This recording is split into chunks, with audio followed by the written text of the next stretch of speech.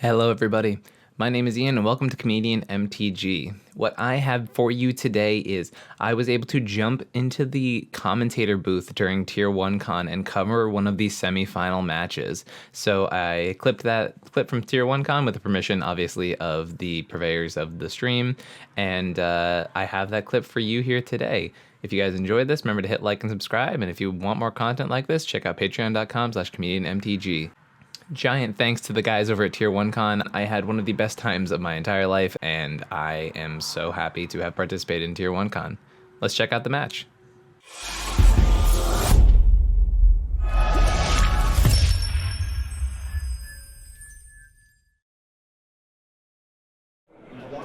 Welcome back, everybody. Admin, can we get the standings removed, please?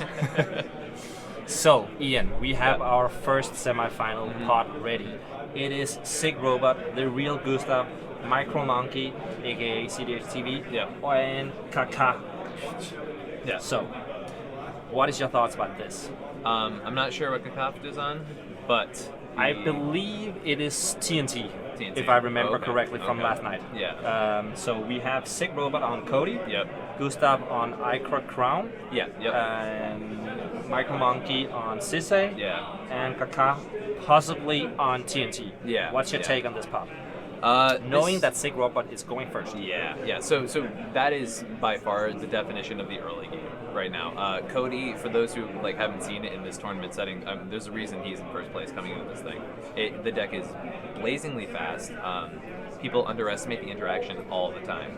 It requires so many spells to be thrown at it to throw it off, right? Because half of the deck is you just play all the fast mana you would already be playing, and then the rest of the deck is the interaction. You don't have to worry about the normal tutor suite to really go for stuff. I mean, they're still playing some of the best staples, but they don't have to overextend into that stuff because they have it in the command zone, right? And now you can play things like depletion lands to accelerate out your Codie super fast, and that leads to a terrifyingly fast, often turn 2 consistently win from that. So I talked with Greenface about that exactly because I was kind of surprised to see the depletion lands, but he just as you said that ups the chances of landing that turn 2 Codie a lot. Yes, and not only the turn 2 Codie, but into the turn 3, turn 2 Codie, turn 3 activation.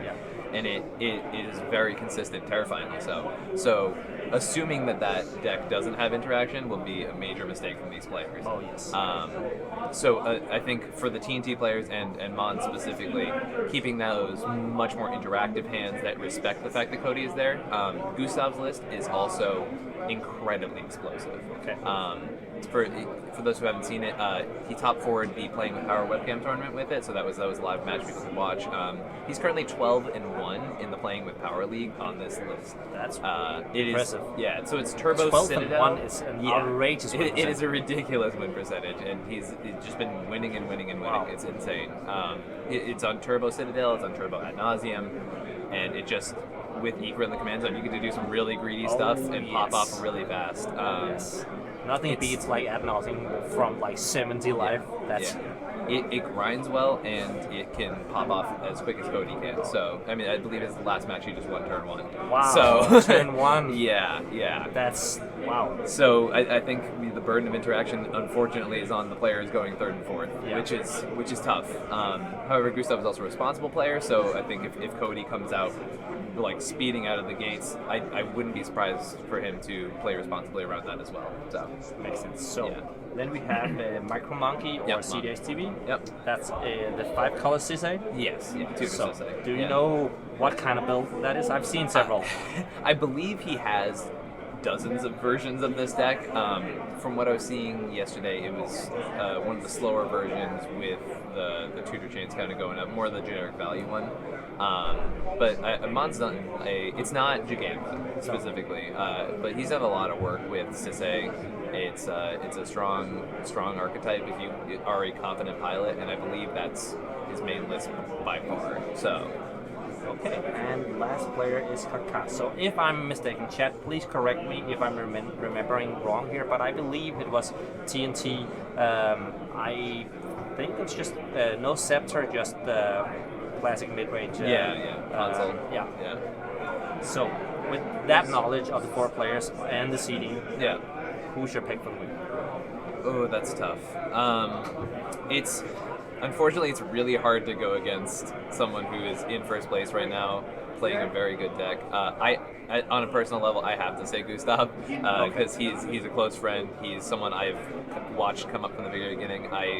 When he top 4'd the Playing with Power event, I said this will not be his last top 4 because he's one of the best players I've ever met. Okay. So I would not be surprised if it was him, and it also wouldn't shock me if Sick is able to just steal the game Well, here. we have to say the cat is now out of the bag. Yeah. So nobody at this point will be surprised Yeah. by the speed and the efficiency for Codie. Yes. So if you said, as you said, if the players are responsible Yeah. and hold up interaction, Yeah. I think Sick can have a hard time here. Definitely.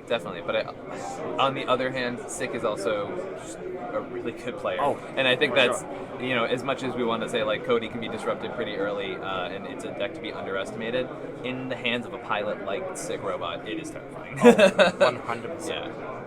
But also, we cannot, Yeah. TNT is just a powerhouse in forever, ever since they're printed. Yeah, most definitely. So, Yes. No, I'm and the other looking player, this is going to be a tough match no matter what. I don't think this is an easy win for anyone. Oh, definitely. I am so excited. But so we have. I'd be hard pressed to go against Sick Robot, but you are rooting for not rooting, but predicting that Gustav will win. That's my hope at least. Okay. So that was pot 1, the first semifinal. So maybe admin, can you show the pots on screen? They are in the cast chat. But I can start reading up pot 2. Or the next pot we will be showing after the first semifinal will be pot 3. It is Spleen Face, Septis, Tinkat, and Snuskin. So obviously we know Spleen Face also on the Codie list. Septis was playing yesterday as well. I cannot remember what deck they were on.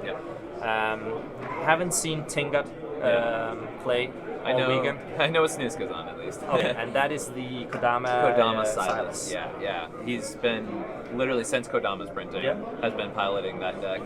Basically, it was like, hey, what if we cheated in Thras' Oracle with Kodama? And that's kind of the concept of the list. Yeah, it does I some had the really same broken ideas. stuff. Uncountable stuff is always powerful. It has some really the Necropotence lines are like the scariest in that list because you can play a Necro, draw the majority of your deck. You usually crop rotation, and then suddenly now you're triggering your Kodama, right? So you put a land into play, and now you fetch. That puts another land into play.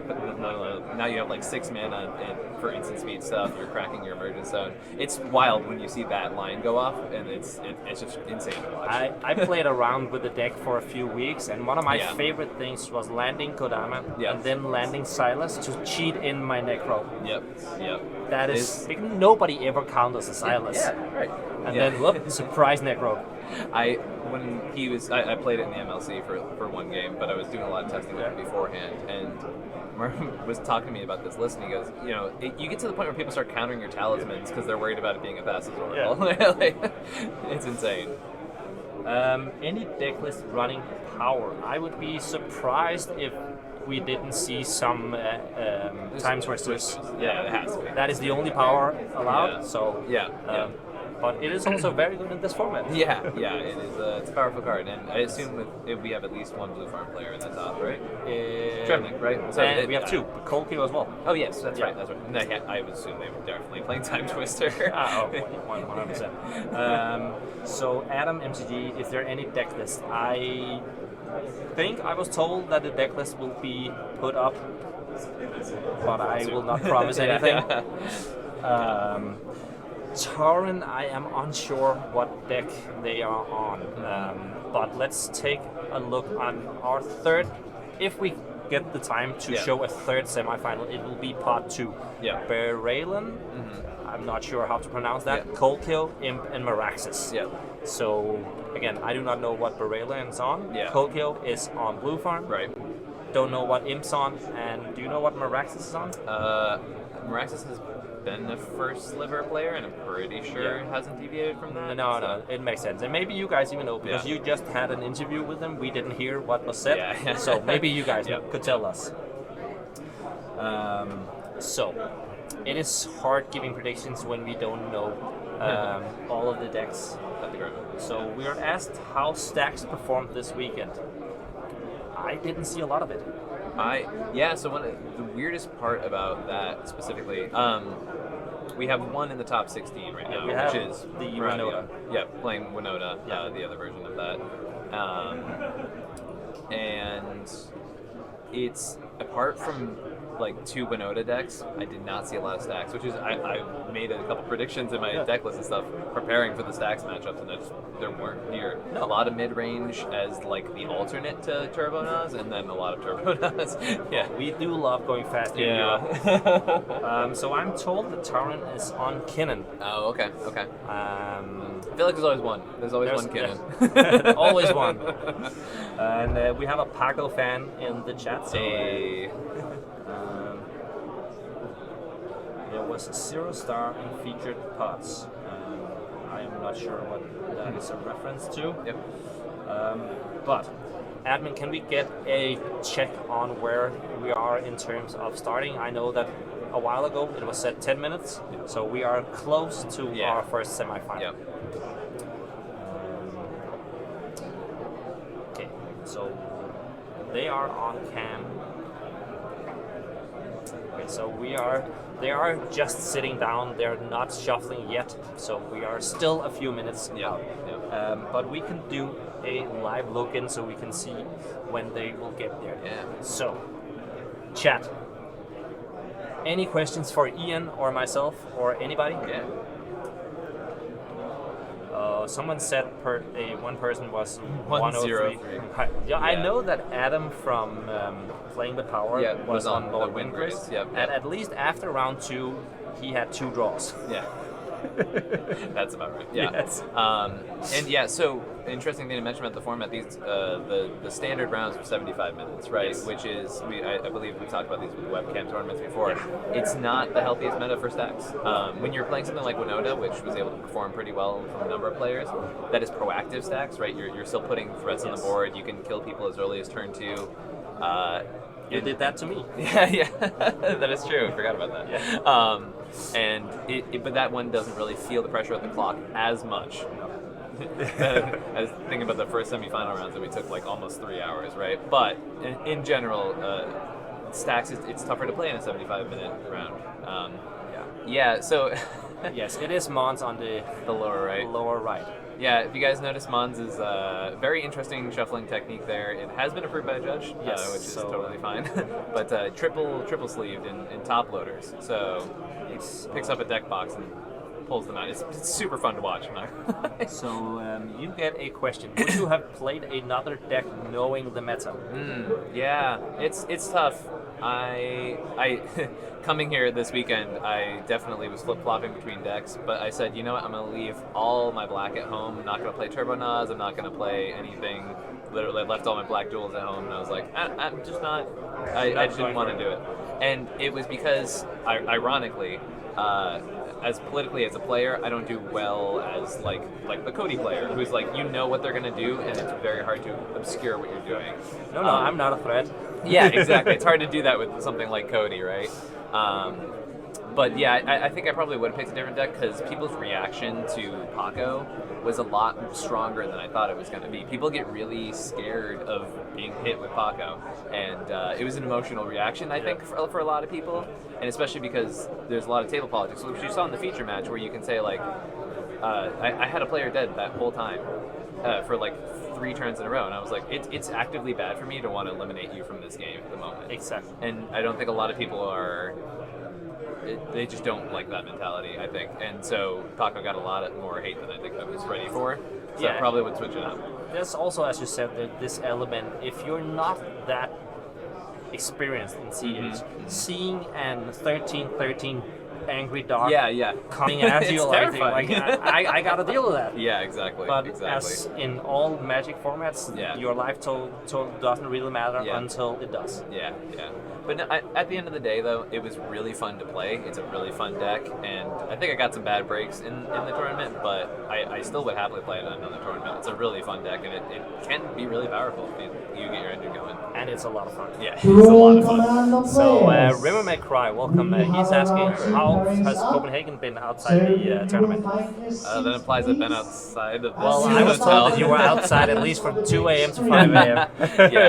Yeah, the bar was closed at that point. We were all just literally outside on tables. Oh, and Peace Bomb, we hope that you enjoy this. This is your first CEDH stream, we hope we translate it for you so you understand what is going on. We are doing our best. Yeah. Do you know why the players are looking at each other's decks? I have no idea. Oh, okay. Now I was told that, but I thought that already happened. So it is because we have open deck lists in top 16. So now the players are just looking through each other's checks because we don't have written deck lists. Everything is online. I see. So instead of giving each player a deck list, they just look at each other's deck to get a feel of what they're up against. Interesting.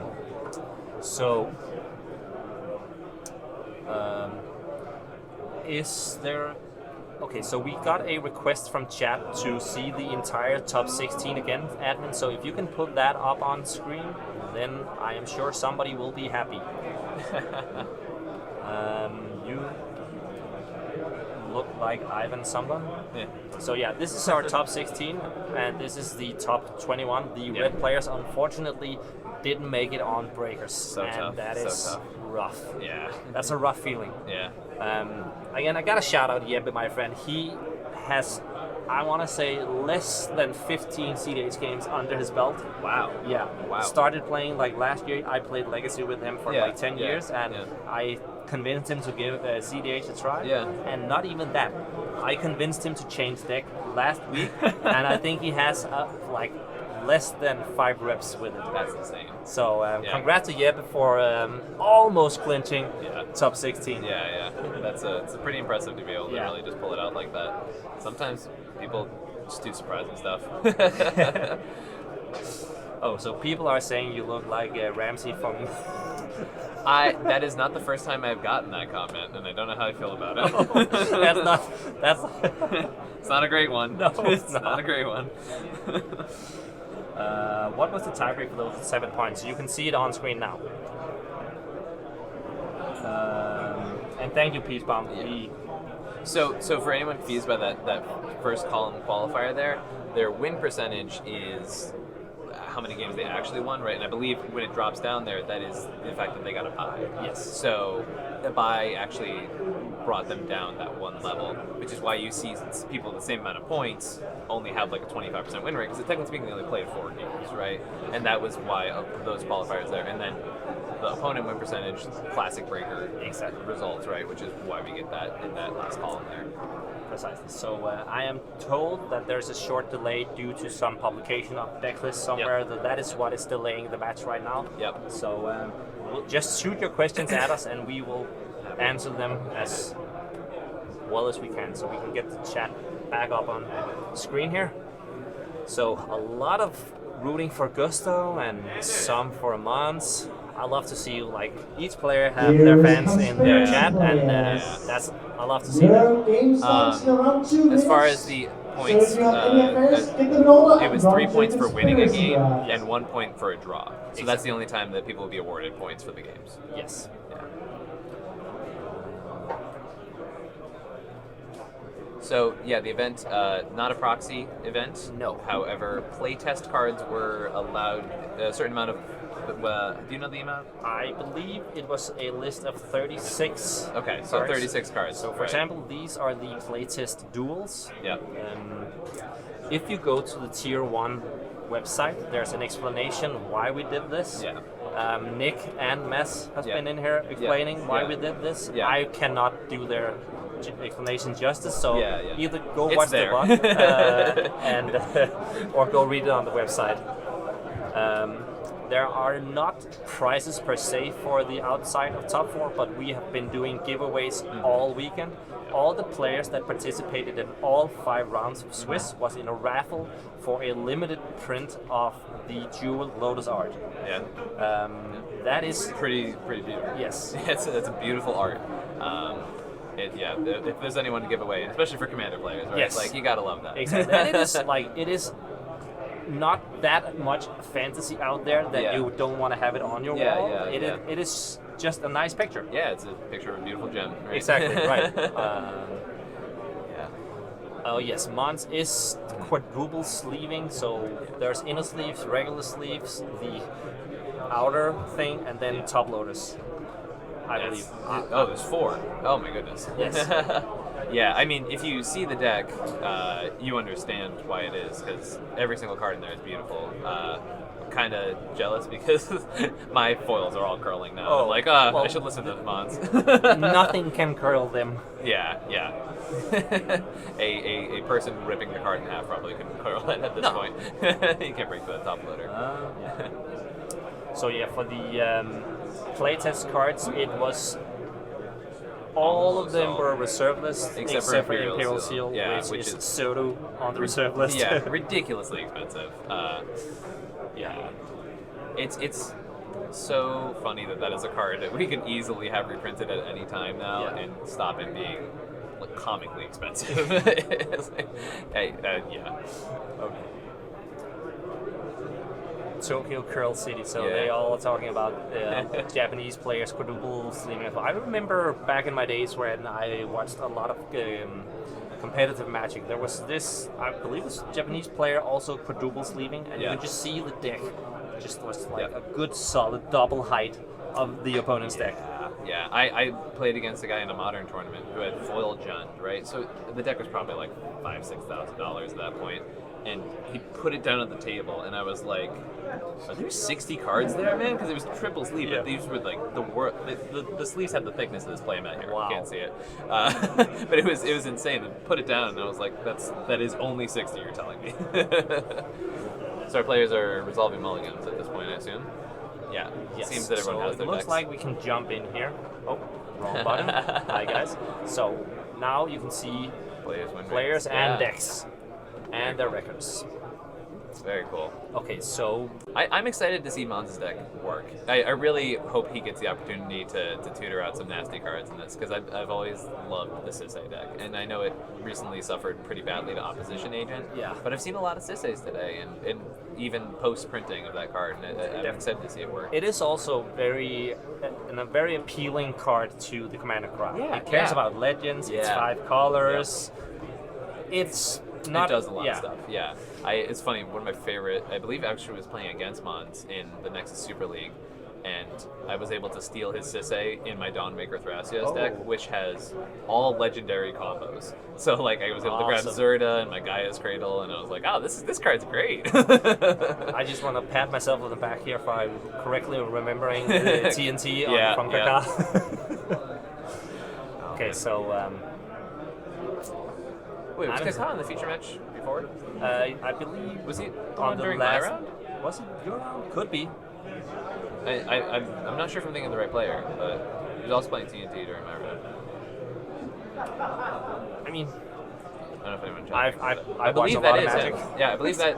Oh yes. Yeah, so we are notified that the players are beginning now, and we see one of the issues with having with quad sleeve, sleeving, slapping giant chunks of card. It's so funny to watch. Man. It is comically. Oh, that's so funny. I believe they're just getting their first 7s. Yeah. Huh. Wow. So, again. No. It's shuffling back up, so it looks like... Yeah, so Mons is mulliganing, and Kaka seems to be mulliganing. Is Sick just staring at one pile? I can't tell if he's keeping it or doing that thing where you stare for 20 minutes. Yeah. He's... Okay, so I've been talking a lot with Sick over this weekend. Oh, no, I think... He's throwing it back. Yeah. He's kept some greedy hands this weekend. I've been talking to him privately, and I've been talking with Spleen a lot over the last couple of months, and he never fails to mention how greedy he perceives reads to be. Yeah. But it's paying out this weekend, apparently. Yeah. I definitely, at multiple points this weekend, have shouted greedy read.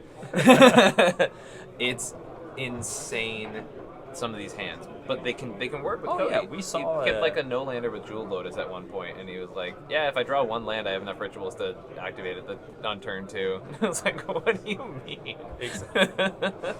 It's crazy. It is. And we saw his fellow teammate Spleenface Yep. winning on a mulligan to 5 as well. Yeah. The greedy decks of this format, the very aggressive decks, if you're not going down to 5, as opposed to like there are some decks in mid-range decks where you're like, oh man, I'm down to 5. With these aggressive decks, if you're not going down to 5, I'm even more terrified of that deck. Yes. You're like, oh, they kept to 7. Like a snap keep 7. Yeah, you're like, oh, I see. We're not playing Magic today. Like, Yeah. oh man, Mons is drawing his deck out of the slot machine. Oh man, what a pod. No, the name and players were not typed out all the time. It's only when we go to the full game screen, so you didn't miss anything. Don't worry about that. Admin, can we maybe remove the timer because this is an untimed round, just not to confuse anybody?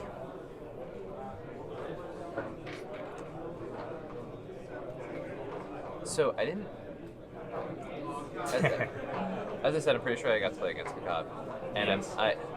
I didn't really get to see what the win con of the list was, but I think it's closer to a medium green-esque mid-range Thrasios. Oh yeah, I think you're actually right there because Kakab was actually sitting in the same seat. Yeah. And you were. Ikra. Yeah. Yes. So yeah, you might be right. That might be from where I remember seeing The deck list, yeah, because that would make a lot of sense. You played very well in our game. It really made me have every single piece of interaction. And Tymna Thrasios is a rough matchup for Paco. I would be so scared to like tip over the Yeah. deck if I had to cut it. Man, I honestly good on him for being that committed to it, because I would lose my mind after maybe 2 minutes. Just the hassle, and he's even playing a deck that searches a lot. Yeah. He has a So search to mechanic shuffle. in the map. Maybe that's why he's so comfortable with him. And look at the efficiency which he's doing this. Like, So we do see a lot of. Okay, is this kept Reek? the Second 7? Oof. Pressure's on? Good luck, everybody. Yep. Gustav is one of the most aggressive mulliganers I know. Will often just go down until you get a turn 2 Kraum at worst case scenario. So there's a solid chance he goes down to like 4 or 5 here. Okay. Well, I'm so hyped for this pod. Yeah. Like all of these players have been showing Man. up this weekend. Codie at 7. Yikes. Yeah. Not great. No. That might also be why Gustav and Michael Monkey is mulliganing. They are afraid because they know that it's on them to stop Codie. I agree. So we have Kakad at 6. Yeah. It's funny seeing some people get to their 6 before like other people even get to their second 7. One of these decks are harder to shuffle than the others. Yeah, statistically speaking, one of them is probably a little tougher. Wasn't particularly trying to call mods out there, but am I watching Monopoly, says chat. Oh my goodness.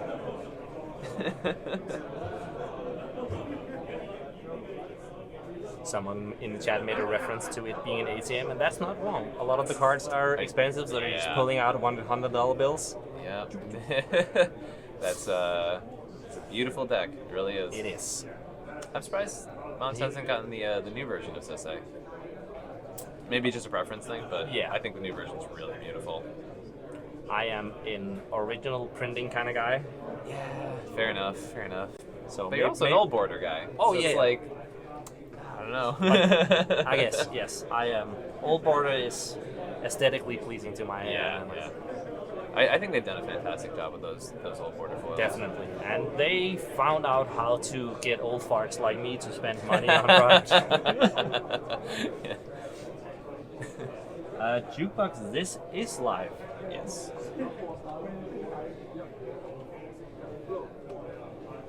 I love the notion that we've had this pre-recorded aesthetic. Yes. All right, looks like people have hands. Yeah, and we are off to the races. Hey. People are excited, fist pumping. Knowing Mons, there will be a lot of talk at this table. He and I And were. we see the depletion land. Oh, we yeah. are on route. Oh my goodness. This is Reed. not fair. This is not fair at Oh my all. god. What a start. I understand the snap keep here. Yeah.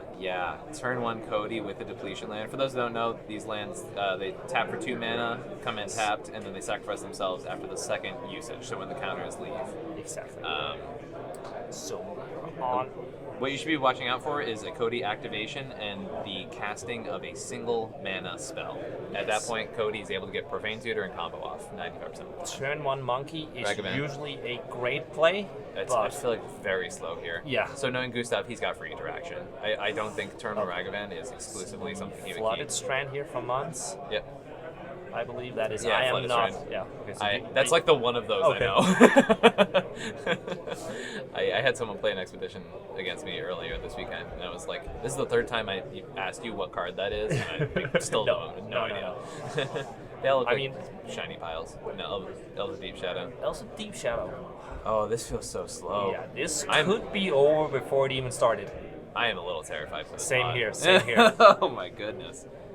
Okay. I think they're really underestimating.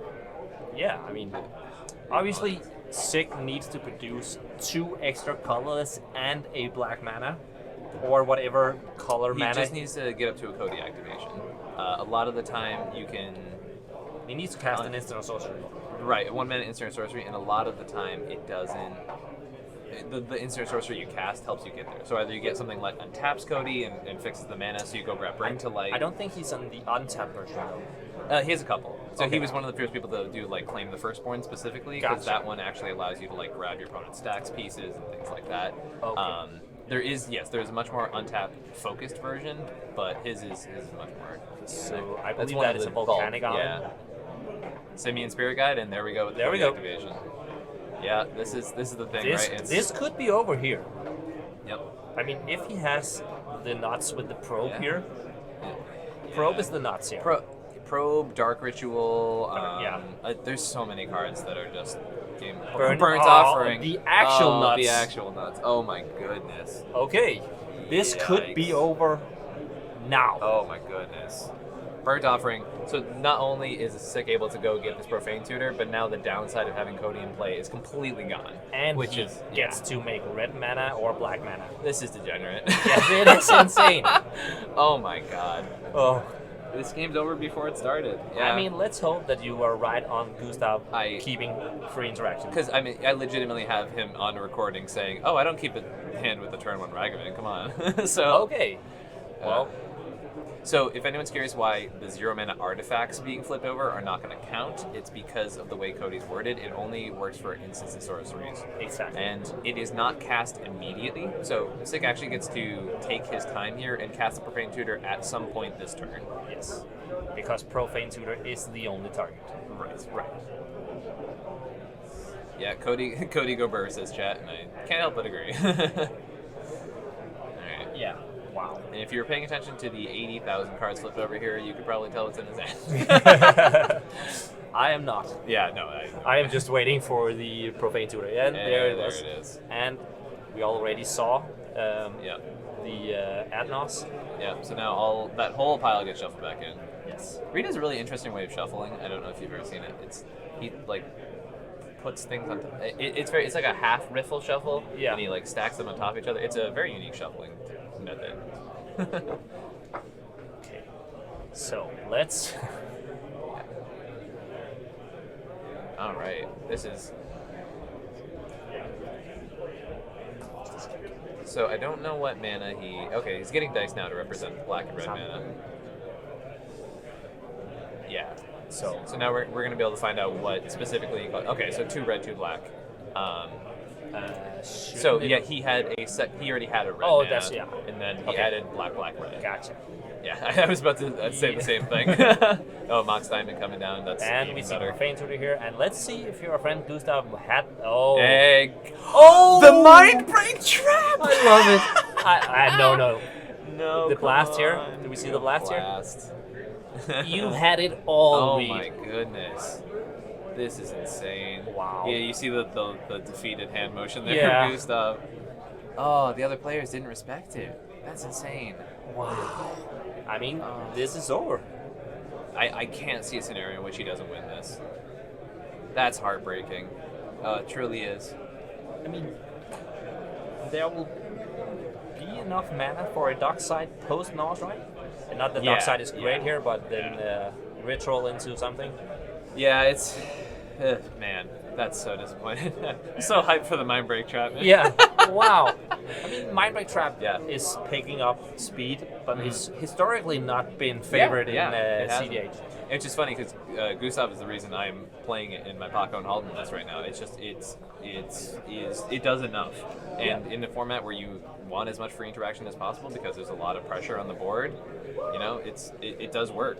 Definitely, and the fact that it doesn't counter a spell but exiles a spell, can be so huge. Right, because like you worry about that downside. You're like, okay, but what if they've already gone on the breach combo? And you're like, you don't have to worry about that now because it exiles everything. Or if there's uncountable stuff, Cavern of Souls. Like we had a player in our group that played a Doomsday deck with a pile with Cavern of Souls. Yeah, and then you're just like, what are you doing then? Well, yeah, exactly. I think that's actually based off the old Legacy lists. Yeah. Yep.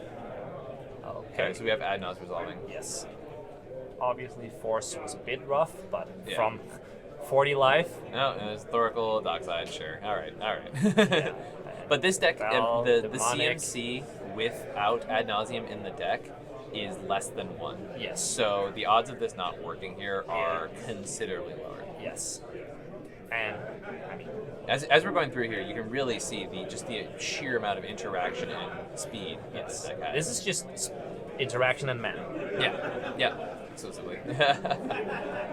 Wow. Yeah. I didn't see a lot of ways. I saw Thoracle. I didn't see a consult or anything like that, or I didn't see a lot of tutus either.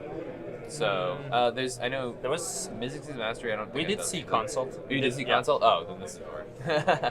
Yeah. But Dockside actually doesn't do anything. No, Dockside doesn't do anything exactly. So there might be problems with getting the 2 blue pips and the black, but there was at least a Cabal Ritual. I don't know the size of the graveyard yet. Yeah. And I don't know if there was any of the talisman or anything to fix for him. Yeah. But getting to 2 blue here could actually be difficult. Yeah. I find that a lot of the time when I'm storming off of the nods, I don't often just go for the fastest Oracle win. I will often just use if I have a tutor. Oh, he's still going. Still going. Figured I'll go for breach. Yeah. Oh, is there anything? Wow. 0. That's a great hit. Wow, this is okay. There we go. So this is that was a risky play there, because Reed runs misdirection. There was a chance that he just died. Oh, that is true. Yeah. But he took up the pile, so I'm sure he went through it to see is there a way, and found that there wasn't. The Enlightened Tutor, I still think got there. Yeah.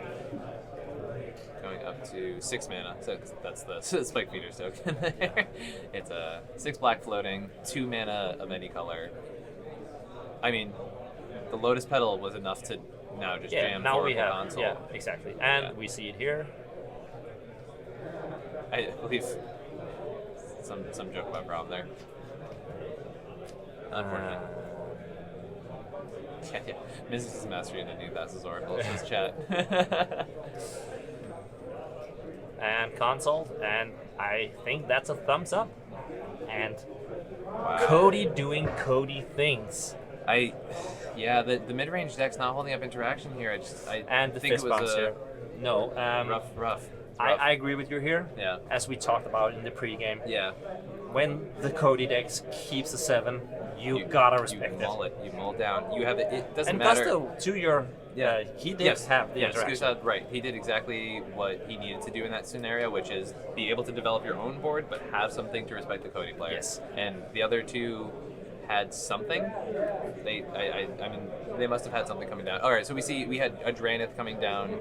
If we got back to makes sense. Yeah. But yes, we will be watching more semi-final matches. So I want to say thank you to you, Ian, for coming in and jumping in here. Yeah. Great having you. Thank you. And been great hanging out with you all weekend. Definitely. So we will just jump to a short commercial break, and then Carvargas will jump back in, and we will start the second semi-finals. Congratulate our first top 4 competitors. Huge shout out to the $5 and above patrons. If you want to support the channel and see your name in these show notes right here, head over to patreon.com/comedianmtg. and to those names in the screen right now, I'm eternally grateful. Thank you so much.